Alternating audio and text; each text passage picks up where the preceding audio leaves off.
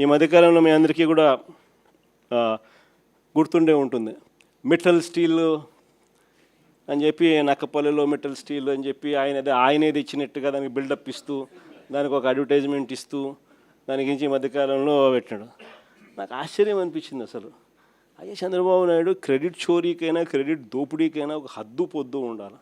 ఇదే మిట్టల్, ఇదే ఆదిత్య మిట్టల్ అనే ఇదే మిట్టల్ వాళ్ళు నేను డావోస్ 2022లో డావోస్ పోయినప్పుడు నన్ను కలిసినారు.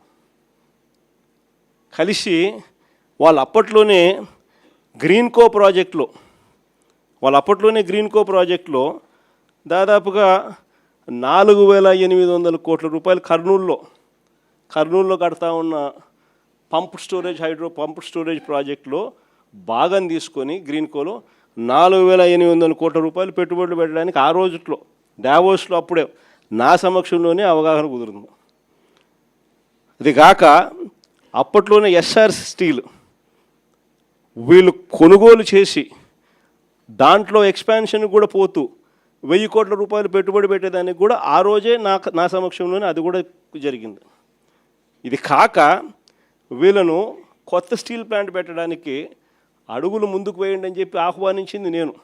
రాష్ట్రానికి ఆహ్వానించి రమ్మని చెప్పి వాళ్ళకి చెప్పి వాళ్ళు అధికారులకు కూడా చెప్పిన వాళ్ళు వస్తున్నారు, వాళ్ళకి ఎక్కడెక్కడ మనం భూములు ఇవ్వగలుగుతామో చూపించండి అని చెప్పి వాళ్ళు రావడము.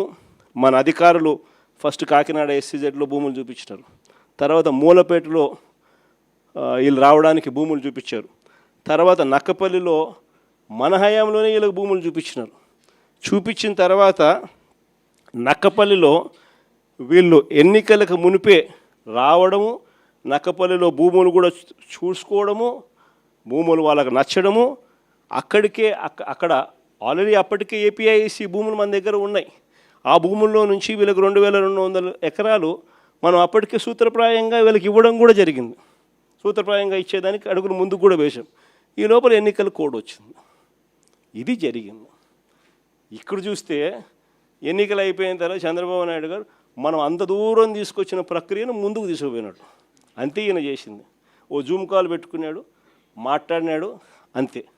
ఇప్పుడు చూస్తే పేపర్ చూస్తే ఏమనిపిస్తుంది, అసలు మిట్టల్ అనేవాడు చంద్రబాబు నాయుడు సుందర ముఖార విందాన్ని చూసి వచ్చినట్టుగా బిల్డప్. ఆ గూగుల్ కూడా అంతే, అప్పుడు కూడా అంతే. అదాన్ని తీసుకొచ్చింది మనం, గూగుల్ను తీసుకొచ్చింది మనం. ఏదన్నా చూసుకో,